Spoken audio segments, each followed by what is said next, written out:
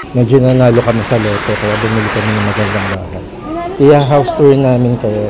Yung walk-in closet ko, guys, nakikita nyo. Nandito yung mga formal attire, tapos nandun yung banyo. Tinatanggal yung mga price tags kasi gusto namin makita, ma-remind kami lagi na mahal yung mga binili namin for this. So, diba? Sa amin talaga to kasi may crib yung baby. Ito yung work from home setup ko. Tapos dalawa actually yung table ko kasi naiinip ako minsan pag isa lang. Ito yung sala. Aesthetic siya. Unique tong bahay namin kasi nakapagpatubo kami ng halaman na walang lupa at tubig.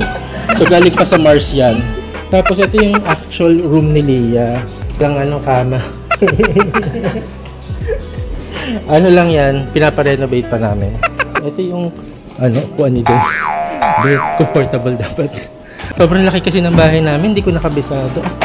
Pasensya na ha guys. Gumagawa pa kami ng mapa.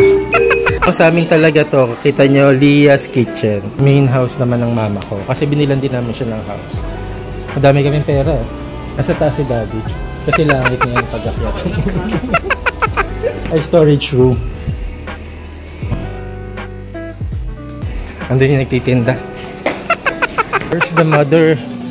May nakawala ko. Okay na ito naman to. Laki-laki.